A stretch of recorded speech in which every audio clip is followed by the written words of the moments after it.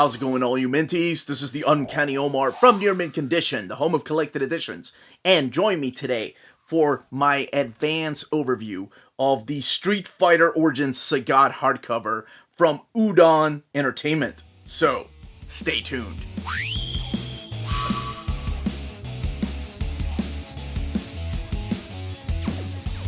Welcome back, everybody. Before getting started, I want to thank the folks at Udon Entertainment for sending us an advance copy of this book. This book is due out in the direct market and book market on April 11th of this year. But it is finally here. For those of us that have been reading Street Fighter comics, this book was announced all the way in 2018. But with Udon Entertainment, we take a lot of things with a grain of salt, just because we know it takes a long time to produce these books, and we knew it would be delayed, and of course the pandemic delayed a lot of things, but it's finally here. We're actually going to get this book in April.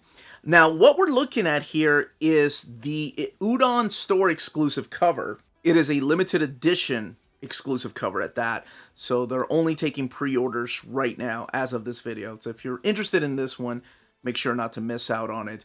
Now, everywhere else, you'll get that cover right there, which is freaking awesome to begin with, by Joe Ng. But everything on the inside is going to be identical. The page content, the build of the book, it's going to be the exact same. It's just the cover, and I think the wraparound design of the book is going to look a little bit different. Although the Street Fighter Origins series does have black. Here, let's actually look at them. Right there's where we're going to find them. They do have black spines, so I don't think they're going to drift too far from that. Now, the big question is, of course, where is this going to go in the reading order of Street Fighter? I would definitely put this right here, right after the Street Fighter Origins Akuma. Now, let's take a closer look at this. So this is gorgeous. So you have this foil stamp right here of a tiger, of course, because that's his moves. And this is also a foil stamp, the Udon right there. Street Fighter Origins Sagat right there, which you saw when I was putting it in the bookcase. And of course, you have the Sagat picture right there. And then this gentleman down here. There we go. So you can get a better look at him. The back of the book, Street Fighter Origins Sagat. And this, of course, being a limited edition, doesn't have an ISBN. But the book does retail for $39.99. The standard edition does. Alright, we're going to crack this book open. We're going to be looking at the artwork, and there is going to be talk of some spoilers in case you don't want any. Even if you put me on mute, you're going to be seeing who some of the characters are that show up through here. So just in case, some minor spoilers as I talk about this book and how it fits into the world of Street Fighter. Alright, let's get it opened. Alright, opening this book up. Here's what your end paper looks like. Udon and Capcom present. I love that big word right there. Street Fighter Origins Sagat.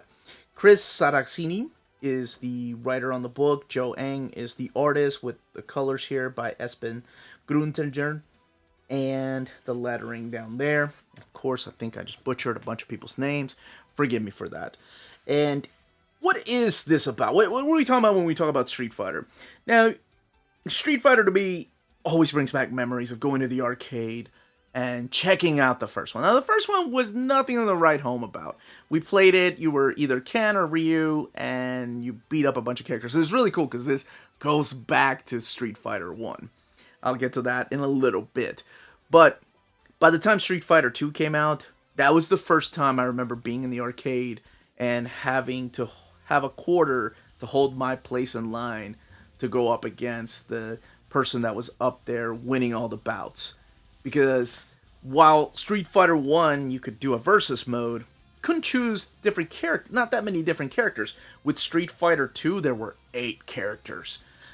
So, just bear with me, because this is all memories, of course. It holds a special place in my heart forever. So, you had the characters of Ken, Ryu, Blanca, E. Honda, Chun-Li, Guile, and Dalzim, and Zangief. Those were your 8 characters. Now, it wasn't until Street Fighter Championship Edition that you could choose characters like the big 4 Shadow Law characters, the Sagat and M. Bison and Balrog and Vega. Now, by the way, I'm not following the Japanese names. I'm following the Americanization of those names. So M. Bison, of course, Vega in Japan.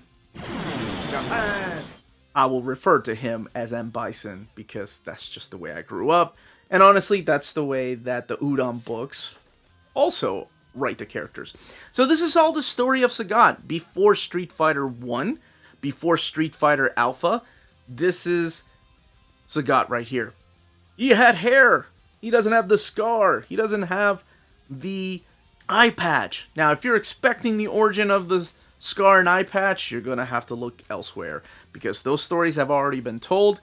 This tells you the story of how Sagat came to power, how he came to be with M. Bison, and how together they started forming Shadow Law, and how other characters played a big part in that.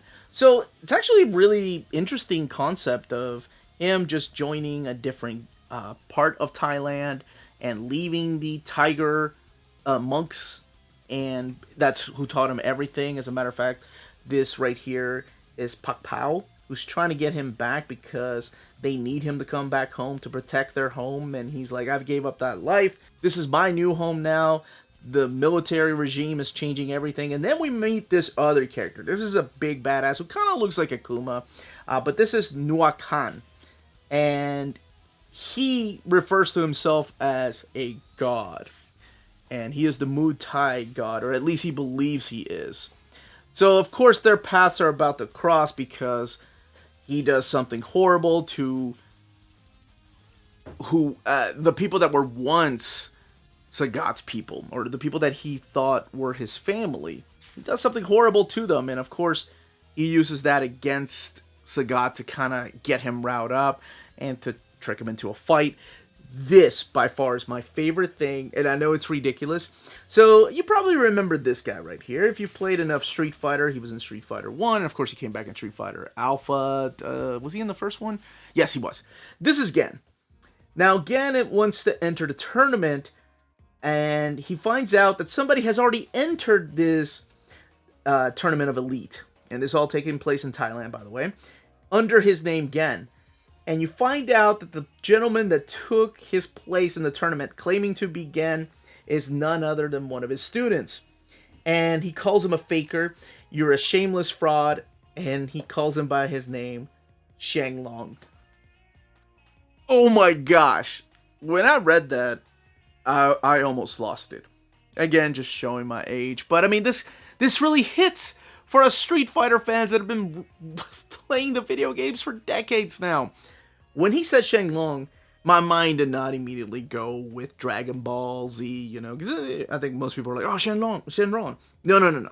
Shenlong was this amazing, oh my gosh, I think it was the EGM magazine, April Fool's joke, where they said there was an unlockable final boss named Shenlong who was a complete badass that would destroy you. This is before, keep in mind, before Akuma was an unlockable boss. Before Gouken was added to Street Fighter 4's roster. This is the, like, 1991, 1992. And it had everybody pumping quarters into the machines trying to unlock this boss. Of course, it was an April Fool's joke. I think most people got it.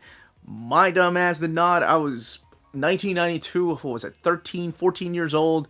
And I was going to the mall trying to unlock this thing because I had read this article. My friends were talking about it. Then my buddy Shane was like, what are you, an idiot? Dude, that was an AGM April Fool's. They always do. Like, even the name of the guy that told him about this tidbit is, I think it was something ridiculous, like April Fool or something like that. I just didn't see it. I wanted to believe it. So that was an era when there wasn't unlockable bosses. And to go back and think about that feeling of like, oh my gosh, there is a complete badass that just wiped the floor with M. Bison, and the only way to get to that character is to do all these different things in the game, have perfect battles. Now there are those things, but back then there really wasn't. I mean, if it wasn't for him, I don't think we would have gotten Akuma as soon as we did in the Super Street Fighter 2 Turbo. And then, of course, Gouken added in the Street Fighter 4 roster. But I thought that was so cool back then. So yes, this is the rise of Sagat. And of course, nothing is going to stop him. He gets thrown in prison. And in prison is where he meets somebody that will change his future. But the big thing that happens here is that this is the first steps to Street Fighter 1. And you get that towards the ending here. So we're going to look a little bit at that artwork. Now, there's a few years after when he was in prison. Did he take care of nearmintcon? Did he get revenge for what happened to his village? Or his people and his friends? Well, you can find out for yourself. I'm not going to spoil that. But I did want to show this. And I knew this was coming, but it's still exciting. You know, you see Udon, and you figured, yeah, Udon makes sense. But then when you start seeing the characters of Retsu, of Geki, of Mike, you're like, oh my gosh, it's the beginning of Street Fighter, right? He's got the eye patch, and as I've already said, that story was already told, and it's in the if you want to find out, it's in the pages of the Chun-Li book, how he got that, and it's kind of a big surprise. And then, of course, you get Eagle. I don't know if that's supposed to be Joe or not, this guy up here, because everybody else is a character. So I don't know. I can't tell because I can't remember the way Joe looked. But maybe it's him? I don't know. And then, of course, Sagat right there. Now, I'm not going to show the final pages, but just looking at some of the character designs, including what he looked like, a couple of concept pieces of art there. And then you actually get official game art here by different artists. Bengu's, of course, kicking it off with the original Street Fighter and coming back with Street Fighter 2. And going all the way into Alpha 3, Street Fighter 4, Street Fighter 5 right there. The Capcom design team. And I love the fact that they added this. This book has 120 pages. We'll look at the binding here in a little bit. I can't show you the actual ad because it spoils something for the character of Sagat. But this is where you're going to follow his journey. Hey, Akuma. It's actually the same team that worked on the Akuma Origins book. They reunite. The Art of, which I've done an overview, or maybe it hasn't come out yet, with my daughters on the channel. And then, of course, the credits again. It's like Chris Saracini doing the story, Joe Eng doing the line art, Espen Grunjern doing the colors, and the flats and the lettering right there. Now, as far as the binding of the book, it is sewn binding. Not really an eye, but then again, with a big book like this, and being only 120 pages, and honestly, there's not a lot of double spread pages. It's mainly splash pages that you're going to be looking at here when there are any big pieces of artwork, but lots of frames, lots of frames. That, as they say, is that. Man, that brought back memories. If you're interested in purchasing this book with this cover, don't forget to check out the link in the description of the video to take you to the Udon shop. But if you want to wait for the book to come out to retailers, check out our sponsor, cheapgraphicnovels.com, your online home for graphic novels and collected editions up to 50% off cover price. They have excellent shipping and prompt and helpful service. Check out their bargain deals for up to 90% off cover price. And don't forget that CGN also takes pre-orders. That way you don't miss out on the hottest releases. And they are currently running a special promotion for you Minties. If you're a first-time customer, after receiving your order confirmation email, reply back to that email and let them know Near Mint Condition sent you their way. They will then apply a free shipping promotional credit to your next order in the US. Cheap Graphic Novels, your source for the hottest books with the kind of deep discount, quality shipping, and customer service that will keep you coming back for more. And that was the content, the page count, and build of this hardcover. Let me know in the comments down below if you've been picking up the Street Fighter books, if this is your first Street Fighter book you're going to be picking up, and what other Street Fighter Origin series do you want to see? Do you want to see the background to all of the Shadow Law? Do you want to see the background to more characters like Ken and Ryu, or E Honda Blanca, who hasn't gotten that spotlight that you think deserves it? Dan. I don't think anybody's going to say Dan. But anyway, thoughts, comments down below. Who is your favorite Street Fighter? Who's your main character? Forever Ryu, baby. And yeah, every once in a while, Sean. I do like Sean from 3. Juri from 4. She's pretty cool. But anyway, who's your main character? And of course, how long have you been playing Street Fighter? Books like this, Just something about opening them up and taking me back to the arcade with my friends. So, questions down below. Everyone stay healthy and safe out there. Much love.